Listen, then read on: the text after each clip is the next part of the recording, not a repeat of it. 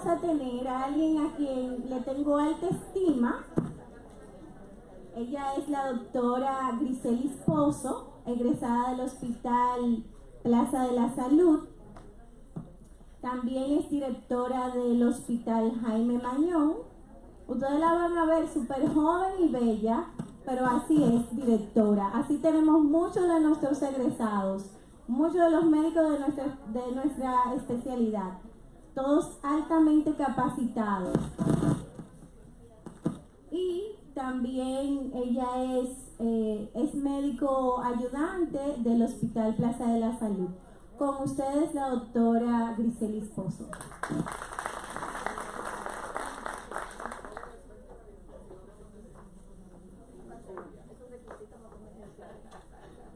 Se me olvidó decir eso cuando preguntaron cuál es el perfil. Muy buenos días a todos, gracias por acompañarnos y gracias a la directiva de SODOEN por organizar este evento y por tomarnos en cuenta para poder compartir algunos conocimientos con ustedes. Bien, el tema que vamos a abordar el día de hoy es, valga la redundancia, el abordaje de la paciente ginecobstétrica traumatizada.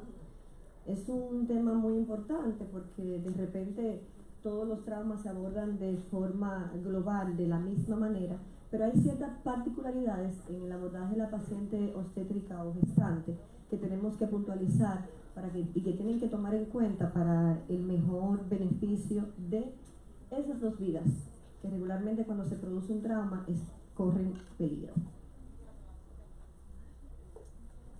Esencialmente, la mortalidad materna es un indicador de subdesarrollo de los países. Definitivamente, cuan más desarrollado está una ciudad, un país, su índice de mortalidad materna es más bajo. De hecho, hay países que han erradicado las muertes secundarias al parto, a la cesárea o cualquier evento que provoque dentro de la definición de muerte materna el deceso de una mujer embarazada o puérpera. Esencialmente, nuestro país, lamentablemente, aún exhibe cifras no muy deseables y lamentablemente en el listado, en el ranking, estamos en uno de los primeros lugares de mortalidad materna de América Latina. Cada día mueren aproximadamente 900 mujeres por causas secundarias al embarazo. Eso es mucho, porque de repente la enfermedad no es, el embarazo no es una patología, es un periodo de espera donde se traduce a que la paciente termine la gestación de una manera feliz y que retorne a su casa con un bebé en brazos. Esto se ve lacerado por múltiples situaciones y lamentablemente esas son las cifras que tenemos hoy en día, las cifras actuales. Ahí vemos a nuestra República Dominicana, lamentablemente, ostentando uno de los primeros lugares en índice de mortalidad, pero hoy tenemos una buena noticia. En lo que va del año, la mortalidad materna ha disminuido bastante en nuestro país y eso es gracias al esfuerzo de cada uno de ustedes que hace medicina en toda la geografía. Eso es lo que vamos a abordar. Definitivamente el trauma del embarazo no ha aumentado por casualidad. Es porque si... Vamos a levantar la mano las mujeres que hay en el salón, vamos a ver. Levanten las manos. Muy bien. Ahora los hombres. Y poquitos. Entonces, esta actividad académica repleta de mujeres y a las madres muchísimas felicidades. Regularmente estamos más incorporadas a la vida laboral y eso hace que aumente la siniestralidad.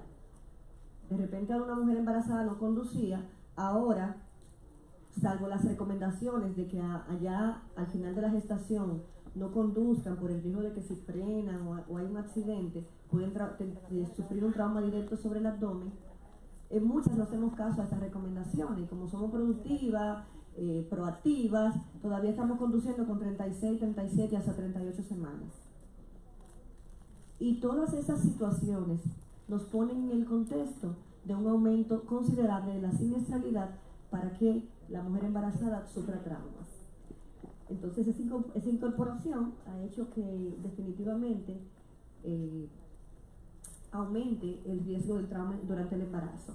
Otras causas bastante frecuentes y mucho más frecuente, todavía subregistrada, es el tema de la violencia de género. Casi siempre vemos una paciente que nos llega a la sala de emergencia diciendo que sufrió un trauma y tal vez odie que fue un trauma propinado por su pareja o por una riña, que es muy frecuente, pero por miedo no se documenta realmente por las pacientes. El embarazo per se no incrementa el riesgo de mortalidad durante un trauma, pero sí tenemos una particularidad de que tenemos 2 vidas que salvar. Y eso a veces hace que nosotros enfoquemos la atención en el producto de la concepción y tal vez descuidemos a la madre. Y vamos a ver durante la presentación que definitivamente el mejor tratamiento para el bebé constituye la reanimación adecuada de la madre. Entonces eso tenemos que tenerlo pendiente. A veces estamos pendientes de la frecuencia cardíaca fetal, a que queremos una sonografía, ver cómo es el feto, y de pronto la madre nos está mostrando signos que debemos tomar en cuenta para poder tomar acciones oportunas que mejoren el pronóstico de ambos. Y es muy importante en el caso de los traumas leves, que aunque físicamente la paciente se vea bien, un trauma leve puede generar la muerte del feto. O sea, de tomar en cuenta que la potencia del trauma no determina que el feto esté bien. O sea, que tenemos que tomar en consideración cuando sí tenemos una madre estable, verificar que el feto o el producto también lo esté. Ahí esa diapositiva que dice recordar con un bombillito colorido que la mejor forma y óptima para mejorar la calidad de vida del feto es asegurar la reanimación óptima de la madre. Y regularmente las prioridades en el tratamiento va a ser la mujer embarazada. Siempre tenemos dudas que si la imagen a la embarazada, que si vamos a dar ciertos fármacos que pueden ser deleterios para el feto, que tenemos que tomarlo en cuenta porque recuerden que tenemos 2 vidas que mantener a salvo. Sin embargo, la prioridad siempre va a ser la madre. Esos son algunos factores que se relacionan al pronóstico fetal. Está un índice de trauma elevado, la hipoxia y la acidosis materna, que van a repercutir directamente sobre el feto. Entonces tenemos que controlar esos datos que se producen en la madre y en la mujer embarazada para mejorar el pronóstico del producto. Lo voy a repetir mucho porque es lo importante. No quiero decir la palabra la madre es lo más importante porque ambos son 2 vidas que salvar. Pero sí voy a ser reiterativa en el hecho de que la prioridad en la atención, en la reanimación, es la mamá. Porque cuando reanimamos adecuadamente una paciente gestante, el feto se va a beneficiar de todo esto. Y las mejores decisiones que podamos tomar en el tratamiento de la mamá van a repercutir de manera directa en el feto. Cuando tenemos durante una reanimación que requiere altos volúmenes de líquidos para reanimar a la madre, eso también va a repercutir de forma deleteria en el producto de la concepción. Lo primero es reanimar y estabilizar a la madre y con esto vamos a lograr controlar el feto, sin descuidar parámetros que tenemos que tener en cuenta para tener la constancia de que eso es así. La mujer embarazada, el embarazo es y Nati que lo diga, tú te sientes fisiológicamente bien, feliz. Es el caso de ella, porque yo le puedo contar en mi experiencia de tercer muchacho, que eso es el estado fisiológico más patológico que puede existir en la tierra. Y vamos a ver ahora los supuestos cambios fisiológicos que se producen en la mujer embarazada. Cardiovasculares. Uno es taquicárdico, normal. Eso es normal, pero no. La frecuencia cardíaca aumenta de 10 a 15 latidos por minuto en la paciente gestante a partir de todo el tercer trimestre. El síndrome de compresión de la vena cava, a partir de la 20ª semana, que el útero crece, no nos podemos acostar del lado derecho, porque comprimimos la cava, eso causa hipotensión y causa también disminución del flujo uteroplacentario. Entonces también tenemos que mejorar la forma en que nos vamos a acostar y ver muy bien cómo nos vamos a dormir. La dilatación vascular, la relajación, el embarazo produce un aumento del plasma, todo esto preparando la fisiología para el proceso del parto, y eso es consiguiente con una vasodilatación que se produce, el volumen sanguíneo aumenta a un 20% a expensas del plasma, efecto que produce una hemodilución y una anemia fisiológica totalmente normal en el embarazo. Cosas que tenemos que tomar en cuenta. Ya sabemos que de manera fisiológica el embarazo produce un aumento del volumen plasmático. Entonces de repente tenemos que saber que a la paciente embarazada, si las guías dicen que yo le voy a pasar 1 litro al paciente normal, con la embarazada tenemos que tener más cuidado porque yo voy a causar más hemodilución. Entonces, en trauma, una máxima es que el volumen se repone con sangre. En la paciente embarazada eso es mucho más, porque tenemos que reponer los elementos formes para proveer una adecuada oxigenación al útero y al feto. Cambios electrocardiográficos. Las pacientes embarazadas, por aumento del diafragma, movilización del eje se va a modificar y vamos a tener un eje desviado ligeramente hacia la izquierda. Las T pueden estar aplanadas en las derivaciones inferiores por la posición del útero en las últimas semanas del embarazo. Y podemos ver de manera normal extrasístoles supraventriculares y ventriculares que pueden ser totalmente fisiológicos en la paciente embarazada.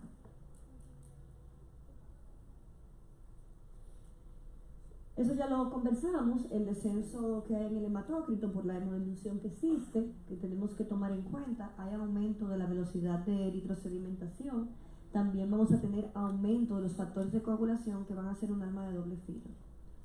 Si bien es cierto que vamos a tener un coágulo que se forme más rápido, también en los efectos secundarios que produce el trauma, ya después de las primeras horas, eso constituye un riesgo importante de tromboembolismo en la paciente embarazada y también en la producción de una coagulación intravascular diseminada en las pacientes embarazadas que han sufrido un trauma mayor. Gastrointestinales, hay disminución de todo el vaciado gástrico, cosas que tenemos que tomar en cuenta cuando vamos a manejar la vía aérea del paciente. Si en un paciente yo asumo que en 8 horas el vaciado gástrico se ha producido de manera completa, en la paciente embarazada puede ser mucho más. Y lo tenemos que tomar en cuenta para los procedimientos y que vamos a hacer en condiciones de emergencia. El útero va a desplazar el intestino, lo que va a causar modificaciones. El peritoneo parietal va a estar sumamente adelgazado, lo que va a producir un mayor riesgo de lesión intestinal en un trauma directo en el abdomen. Y los traumas obviamente van a ser menos evidentes porque el útero está al frente y de repente lesiones que están posteriores pueden disfrazarse o podemos no tomarlas en cuenta al examen físico, no encontrarla de hecho al examen físico, pero tenemos que estar pendientes de que pueden suceder. A nivel urinario va a haber dilatación de los uréteres y a nivel endocrino va a haber un aumento del 30% del peso de la hipófisis y el shock hipovolémico puede causar necrosis de la hipófisis anterior.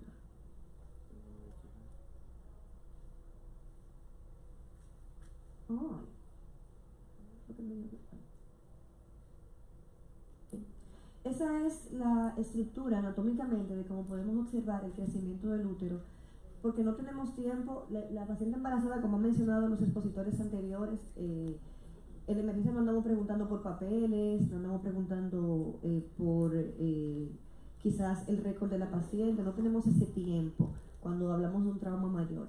Y de repente tenemos que tener una orientación de cuántas semanas puede tener de gestación la paciente, lo que nos va a ayudar a tomar acciones y a tomar decisiones. Porque de repente, si usted ve que estamos en el tercer trimestre, usted no le va a importar mucho hacer una radiografía con la consecuente protección del abdomen.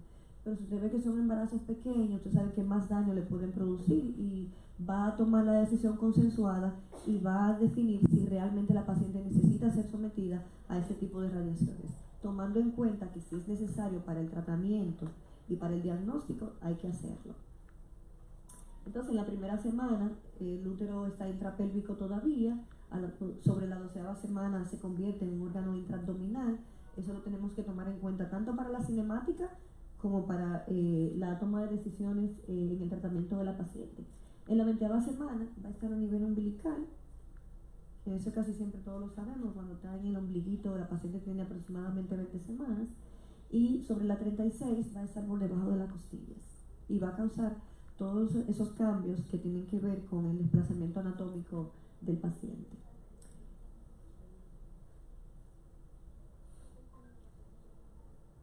¿Qué tenemos que tomar en cuenta? La paciente traumática se aborda exactamente igual que cualquier paciente de trauma, con el consiguiente compromiso de que nos preocupamos bastante. A veces no le queremos ni siquiera poner la mano por el miedo que hay que le tenemos a la paciente embarazada, pero se aborda exactamente igual. ¿Qué dicen las guías y qué ha cambiado un poquito? Que en la paciente, el tema de la X, vamos a abordar el ABCDE de manera normal como cualquier paciente, pero primero vamos a observar la X, que es si el paciente o si es que la paciente tiene alguna hemorragia que ponga en riesgo su vida. Antes nos decían muy claro, es el ABC, tú no te preocupes que el paciente se esté desangrando y vete a la A. Con eso hubo un ligero cambio, porque hay hemorragias que si nos detenemos en la A pueden desangrar al paciente y no vamos a tener la oportunidad de darle el tratamiento necesario. De tal manera que lo primero es observar si la paciente embarazada tiene una hemorragia exsanguinante. Si hay algo por lo cual una amputación o una hemorragia mayor, que la paciente pueda perder la vida secundario a ese evento. Y vamos a controlar esa hemorragia. Luego nos vamos a ir a la A y vamos a ver qué hacemos antes de llegar al hospital. Como mencionaba el doctor Franklin Gómez, ya en varias provincias del país, incluyendo el Gran Santo Domingo, contamos con el servicio de emergencias médicas 911. Y de repente las pacientes te llegan con cierto acercamiento y tratamiento, te llegan canalizadas, te llegan inmovilizadas, te llegan con una idea de lo que pasó, con un personal que está un poquito más capacitado para orientarte y describirte la cinemática del trauma y el proceso y las energías que estuvieron involucradas en el mismo. Entonces te dan una información más acabada, que eso de repente nos ayuda un poquito. Y tenemos esa ventaja el día de hoy. Esa diapositiva es porque ese tema lo dimos por primera vez, bueno, lo hicimos para Santiago, y como se veía tan bonito el monumento, ese monumento, aunque no seamos santiagueros, de nosotros. Entonces, por eso lo hemos dejado ahí. Esa es mi segunda patria. Yo juré por la bandera de Santiago hace un tiempo. Entonces, en el ámbito prehospitalario, siempre que tratamos a una mujer en edad fértil, tenemos que considerar que la paciente está embarazada. Y de hecho, todos cuando están tratando a una paciente en la sala de emergencia que va con un dolor abdominal, si está en edad fértil, ¿cuál es una de las pruebas de gabinete que ustedes le hacen? Un HCG, ¿verdad que sí? Porque hay patologías que tienen emergencias que están claramente ligadas con la condición de gestación. Entonces, la prioridad de su reanimación, obviamente, las gestantes traumáticas deben recibir oxígeno con mayor premura que un paciente normal, por la alta demanda que necesita, porque el feto tolera menos la hipoxia que la madre en sí. Valorar la necesidad de intubación inmediata. A veces nos vemos limitados porque voy a poner fármacos que deprimen al feto, pero si la paciente no tiene una vía aérea permeable, si la hipoxia que me está teniendo la madre va a repercutir en el feto, entonces vamos a controlar esa vía aérea temprano, porque sabemos que muchos pacientes mueren por un control inadecuado en los primeros minutos de la vía aérea. Y si ya yo determiné clínicamente, sin tener una gasometría arterial, sin tener una placa de tórax, sencillamente porque esa mujer está hipóxica, taquipneica, utilizando musculatura accesoria, con el estado mental alterado, entonces es una paciente que yo tengo que empezar a reanimar de inmediato y tengo que empezar por controlar la vía aérea. Colocar una vía periférica lo más rápido posible con soluciones cristaloides, como explican las guías, y transportar la paciente, inclinarla hacia el lado izquierdo para poder mejorar el flujo hacia el útero. Esto es en el caso prehospitalario y para la entrega y pase de turno que se está utilizando la metodología SPAR. Es una neumotecnia que si tomamos en cuenta y la pueden ustedes utilizar en los cambios de turno para saber lo que van a entregar y van a decir de cada uno de sus pacientes, cuando el personal prehospitalario nos dé esta información, entonces nosotros podemos tener una mejor actuación. La S, que es la situación, el nombre, el puesto de trabajo, dónde lo encontraron, los cambios en el estado del paciente, o sea, toda la situación en torno al estado de la paciente actual. El background, que es información clínica de fondo, la edad, sexo y información relevante en torno al estado de la paciente. La evaluación, que es la assessment, evaluar y describir los problemas a través de signos y síntomas del paciente. La paciente es hipotensa, taquicárdica, o sea, información concluyente que me pueda ayudar a mí a inmediatamente yo recibo a esa paciente poder brindarle un tratamiento oportuno en la sala. Y las recomendaciones, casi siempre el personal paramédico nos dice, bueno doctora, mire, yo le hice esto y esto, pero no la pude canalizar porque no tenía el insumo en la ambulancia, o el accidente fue muy cerca, era una paciente de cargar y llegar y preferimos traerla. Esa información te van a decir que lo primero que tú vas a decir a tu enfermera, venir poniendo una vía, porque de repente te llega en la ambulancia y tú piensas por la magnitud del trauma que la paciente ya llegó canalizada, ¿verdad que sí? Y te puede tomar tiempo en dar la orden. Entonces, en emergencia tratamos de hacer acciones de manera paralela, a pesar de que se vean secuencial en cualquier algoritmo de los cuales se nos plantean como médicos de emergencia. Entonces volvemos al ABCD, ya tenemos una vía aérea, ya hemos visto que la paciente no tiene una hemorragia que se pueda morir por ella, que la vía aérea esté controlada, que la paciente hable, la B, que es la ventilación, que a pesar de que ella esté respirando, esa respiración sea efectiva. La C, controlar y localizar fuentes de hemorragia, colocar una vía periférica, pedir sangre si vemos que la paciente está en hipotensión y sospechamos pérdidas sanguíneas importantes, y sobre todo alertar al equipo de trauma que tengamos en el hospital. Si es un hospital pequeño, vamos a llamar cirujanos, si tenemos cetra de turno. Nosotros nunca podemos tratar esta paciente solos. Es una paciente que hay que alertar a un equipo multidisciplinario. Si estamos en un hospital de segundo nivel o un policlínico, tratar lo que podamos hacer y comunicarnos con el centro receptor más temprano a fin de mejorar el pronóstico y la calidad de la atención del paciente. Vamos a pedir laboratorios, muestras de sangre. Bien. ¿Qué hay de nuevo en el tema de la columna espinal y la columna cervical? Sabemos que regularmente por protocolo toda la paciente traumática tiene una lesión cervical hasta que no se demuestre lo contrario. Y eso nos llevaba a tener que ponerle un collarín a todas las pacientes de trauma. Pero si es un trauma leve, si la paciente se dio en un tobillo y llamó a la ambulancia porque de repente fue en la calle, no le vamos a poner un collarín cervical, porque estamos en un país pobre, tenemos que ahorrar, ¿verdad que sí? Entonces, vamos a guiarnos por los criterios. Hay criterios, están los criterios de Nexus, que nos ayudan a determinar si la paciente podría tener una lesión cervical y que nos orienta si debemos utilizar o no el collarín. No es que no lo utilicen si la paciente está envuelta en un trauma de energía que nos haga sospechar que puede tener un trauma importante, pero vamos a optimizar los recursos y vamos a utilizarlo como dicen las guías. Esta presentación está disponible, el equipo de gestión de la sociedad se la puede facilitar, donde está un algoritmo de las guías que dice que el concepto de inmovilización espinal, sobre todo el completo, está un poquito fuera. O sea, no a todos tenemos que ponerle la tabla larga, no a todo el mundo tenemos que inmovilizarlo y encajetarlo de manera completa. Todo va a depender de las condiciones del paciente. Advirtiendo también en las nuevas guías, el uso prolongado de la tabla espinal por mayor de 2 horas predispone al tema de úlceras de presión, porque vemos como en algunos hospitales tienen traumas largas. Te sacan el paciente de la ambulancia en la trauma larga y te la colocan en la otra trauma larga. Eso no está descrito en ningún sitio.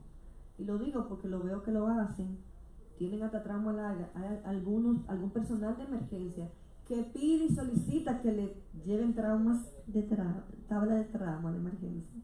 Entonces, de verdad que eso no está escrito en ninguna guía. Entonces, para la determinación de rayos X, perfecto, pero con la paciente embarazada tenemos que tener más cuidado. El tema de la secuencia de trauma, yo he oído mucho de mis residentes, no, la serie de trauma. Sí, pero vamos a ver si lo necesita. Y en la paciente embarazada, mucho más. Está la escala canadiense que nos orienta a determinar la necesidad de una radiografía o de una tomografía en la paciente embarazada. Porque aquí sí tenemos, porque de repente la paciente tuvo un trauma craneal leve. Señores, si no tiene criterio no la vamos a meter a tomografía porque sabemos que eso puede ser deleterio para el feto. Porque yo estoy diciendo que vamos a hacer las imágenes necesarias para poder determinar que la paciente tiene alguna condición que necesita una intervención.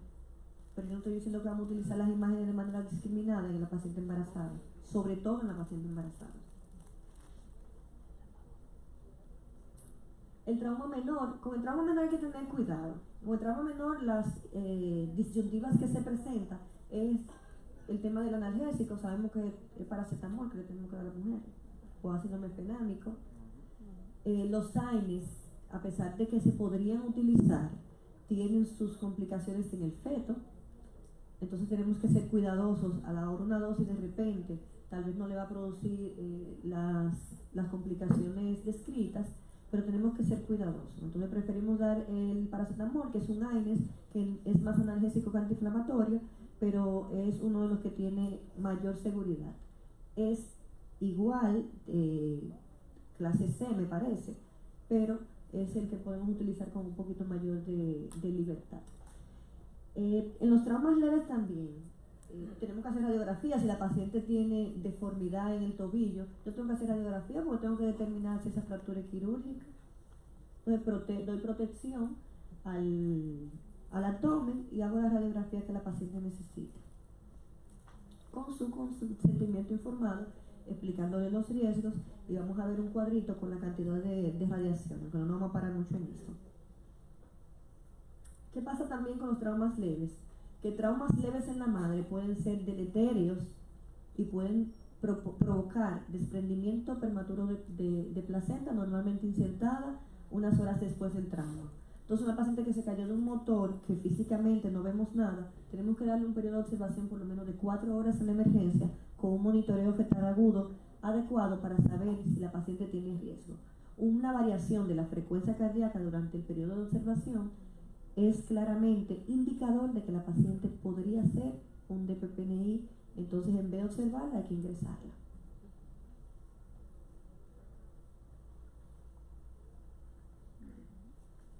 Cuando recibimos pacientes de trauma que han sufrido trauma craneal o que le encontraron tirada, siempre hay un dato que tenemos que considerar, que no lo hacemos en pacientes normales, que es que ella haya hecho una convulsión. Vamos a valorar los signos vitales y siempre considerar una eclampsia, y si la paciente tiene estigmas, catalogarla como tal hasta que se demuestre lo contrario. Yo quiero que fijen esa diapositiva que dice que ocuparse de la valoración fetal durante la valoración aguda puede desviar la atención de cosas que pueden ser letales para ambos. Entonces debemos de revisar a la madre, hacer la evaluación tal como la protocoliza el PH-TLS, la TLS, hacerlo protocolizado, y después en la valoración secundaria, entonces ocuparnos de la valoración del feto per se. Intubación endotraqueal, ya hablamos de eso, no se puede dilatar. La paciente tiene mayor riesgo de aspiración por los cambios fisiológicos que se producen, por la disminución del vaciado, por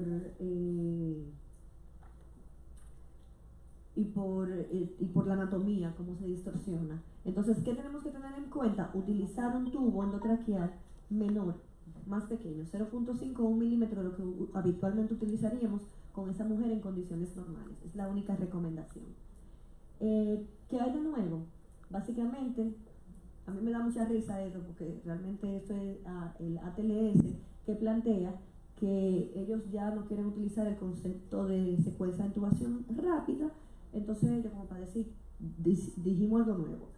Ellos hablan de intubación asistida con drogas.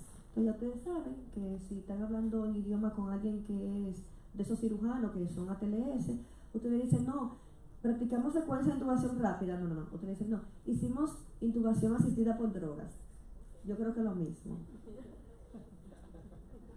Entonces, en la evaluación secundaria, metódica, tal como lo establece el ABCDE, examinar el abdomen grávido. Aquí sí vamos a poner la atención al feto, porque, recordando, no sé si el doctor Gómez va a desecharlo ahorita, si está en el programa, la evaluación de trauma, yo voy a hacer mi ABCDE, y yo, cualquier condición que ponga en riesgo la vida del paciente, lo voy a resolver antes de pasar a la siguiente letra.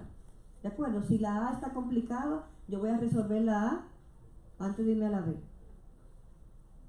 Si la B yo tengo que intubar al paciente primero, entonces no voy a llegar a la C. Entonces ya cuando yo he hecho el ABCDE, me voy a la evaluación secundaria y puedo entonces poner la atención al útero grávido, buscar lesión, hipersensibilidad, tomarme mi tiempo a ver si la paciente está haciendo contracciones y usar el Doppler si está disponible para la valoración, si no el estetoscopio. Entonces, el primer y mejor signo de hipovolemia materna es la frecuencia cardíaca fetal. Recordando que por los cambios fisiológicos que se producen en el embarazo, la paciente te va a llegar taquicárdica. O sea que eso no es un buen indicador para ti. Por la hemodilución y el aumento del plasma, la paciente va a estar hipotensa de manera natural.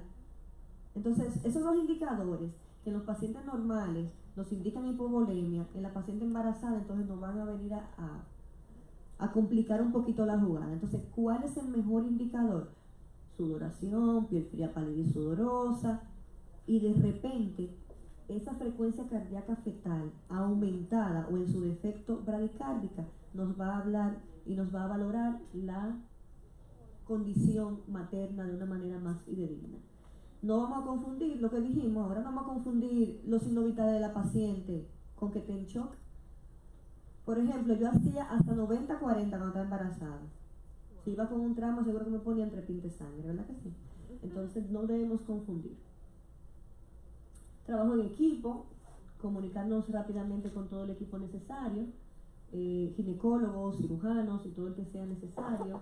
La valoración secundaria, en la valoración secundaria si vemos salida de líquido claro, sería muy importante valorar ruptura prematura de membrana y un test que no lo tenemos disponible, que es el test de Kay-Howard-Bake, que es algo que utilizamos para saber y para isoinmunizar a la paciente. Eso no le voy a dar mucho detalle porque realmente no contamos con él, pero se utiliza para tomar la decisión en cuanto a la isoinmunización. Ya Sara me está haciendo más señas con que.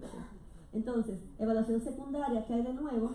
Que no hay ningún nuevo porque yo solo había leído hace tiempo, pero ellos dicen, tengo que decirle de nuevo, ellos dicen que es probable que haya una fuga de líquido amniótico si cuando medimos el pH vaginal está menor de 4.5. Evaluación radiológica, ya hemos hablado bastante de eso. Ese es el cuadrito que le hablaba de la disposición de RATs de cada uno de los estudios que podemos utilizar en sala de emergencia. La evaluación fetal, hablamos de la ultrasonografía, del Doppler. La bradicardia fetal es signo de hipoxia y es una indicación tal vez para reanimar mejor a la madre o para tomar la consideración si el feto está en una etapa ya madura de hacer una cesárea de emergencia a fin de mejorar el pronóstico del feto. Una contracción de 8 o más contracciones uterinas por hora durante más de 4 horas se asocia de PPNI, que ya lo mencionamos más adelante, y tenemos que tomarlo en cuenta para el ingreso del paciente o para tomar la decisión de hacer una cesárea. La laparotomía de urgencia tiene una supervivencia del feto de un 75%, si hay que hacerla, hay que hacerla. Y vamos a hablar solamente de RCP en los cambios.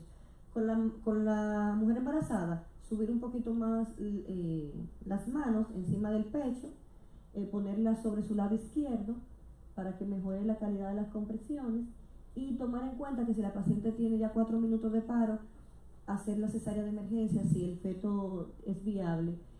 Aquí ponemos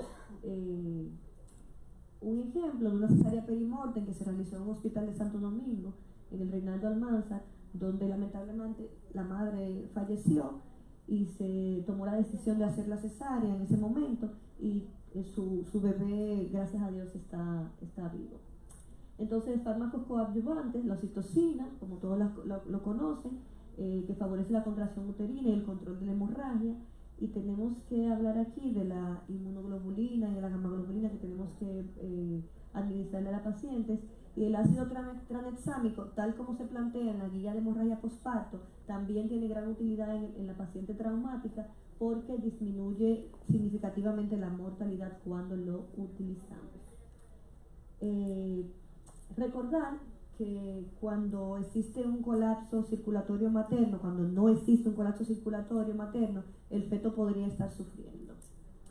Y los puntos claves: la mayoría de muertes maternas son evitables, sobre todo las que son por trauma, porque el trauma es una condición evitable. La prevención, como dije algún día, es la mejor vacuna para esto. La atención de la paciente tiene que ser una atención